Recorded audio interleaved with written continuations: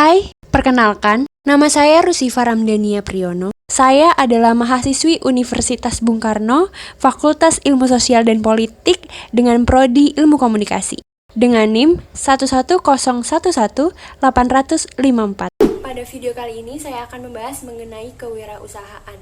Pertama-tama, saya ingin berterima kasih kepada Bapak Tri Okta Sulfa Kimiawan, SIKOM MM, selaku dosen pembimbing mata kuliah kewirausahaan. Beliau telah memberikan 4 pertanyaan terkait kewirausahaan. Sebenarnya pertanyaan ini adalah pertanyaan ujian akhir semester saya, tetapi saya ingin membahas jawabannya bersama teman-teman yang ingin mengulasnya. Baik, tanpa berlama-lama, mari kita membahas dan mengulas keempat jawaban dari soal kewirausahaan. Pertanyaan yang pertama. Pada hakikatnya, kewirausahaan adalah sifat, ciri, dan watak seseorang yang memiliki kemauan dalam mewujudkan gagasan yang inovatif ke dalam dunia nyata secara kreatif. Dari beberapa konsep yang ada, setidaknya terdapat 6 hakikat penting kewirausahaan. Sebutkan dan jelaskan. Jawaban soal nomor 1. 6 hakikat kewirausahaan ini diresum dari Dr. Andes Daryanto berjudul Pendidikan Kewirausahaan. Yakni yang pertama, kewirausahaan adalah suatu nilai yang diwujudkan dalam perilaku yang dijadikan sumber daya, tenaga penggerak, tujuan siasat, kiat, proses, dan hasil bisnis. Yang kedua, kewirausahaan adalah suatu kemampuan untuk menciptakan sesuatu yang baru dan berbeda.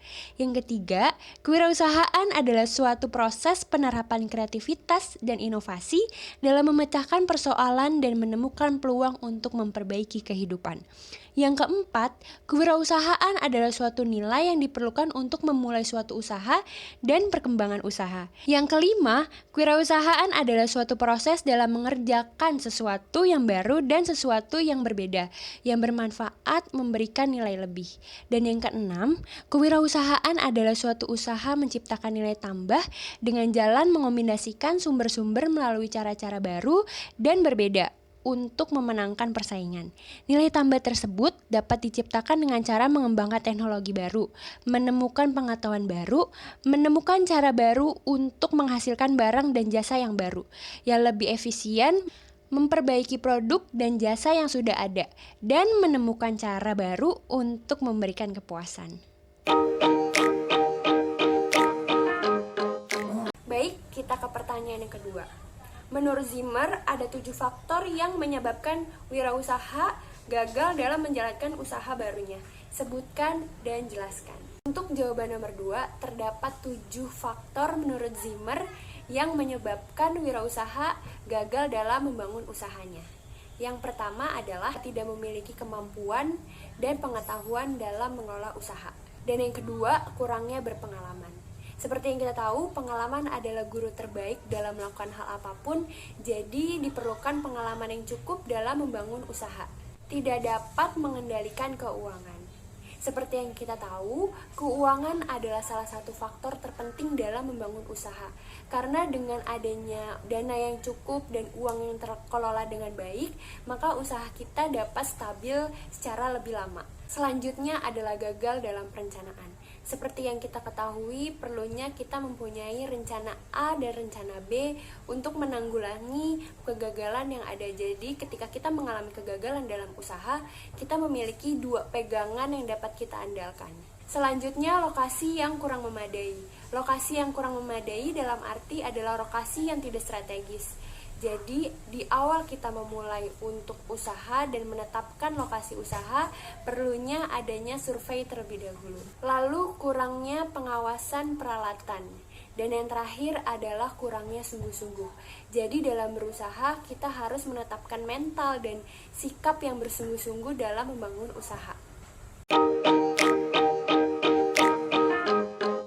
Baik, kita lanjut ke pertanyaan yang ketiga. Untuk memulai suatu usaha, pada dasarnya sumber permodalan dapat diperoleh melalui modal sendiri dan pinjaman bank. Jelaskan. Untuk jawaban nomor 3, terdapat 2 sumber permodalan yang dapat diperoleh oleh usahawan. Yang pertama adalah dana dari diri sendiri, dan yang kedua adalah pinjaman dari bank. Dana dari diri sendiri adalah kumpulan dana yang diperoleh dari hasil menabung. Sedangkan dana yang diperoleh dari meminjam oleh bank adalah dana yang dipinjamkan oleh bank kepada wirausahawan dan telah menyetujui prosedur-prosedur tertentu. Baik, kita masuk ke pertanyaan yang terakhir. Bentuk organisasi perusahaan secara umum terdapat 3 bentuk usaha yang secara yuridis dapat diterima keberadaannya, yaitu usaha perseorangan, usaha patungan, dan perusahaan perseroan. Jelaskan. Jawaban soal nomor 4. Yang pertama, perusahaan perseorangan. Dengan memiliki badan usaha ini, berarti Anda bertanggung jawab penuh atas setiap kegiatan usaha dan resiko yang mungkin terjadi di kemudian hari. Bukan hanya itu, Anda juga harus terbiasa dengan beberapa keterbatasan seperti modal, operasional, maupun keterbatasan akses terhadap pasar yang lebih besar. Selain itu, aset dari bentuk usaha ini adalah aset pribadi yang Anda miliki. Yang kedua, persekutuan perdata. Menurut pasal 1618 Kitab Undang-Undang Hukum Perdata, persekutuan perdata merupakan perjanjian 2 orang atau lebih yang mengikat diri untuk memasukkan sesuatu atau inbreng ke dalam persekutuan dengan maksud membagi keuntungan yang diperoleh karenanya. Dari pasal tersebut dapat diambil 3 poin utama dari persekutuan perdata, yaitu yang pertama, perjanjian antara 2 orang atau lebih, artinya persekutuan perdata didasari oleh perjanjian yang harus memenuhi syarat sah perjanjian. Yang kedua, memasukkan sesuatu atau inbreng, artinya terdapat kontribusi dari masing-masing sekutu untuk persekutuan perdata, bisa berupa uang, barang maupun jasa.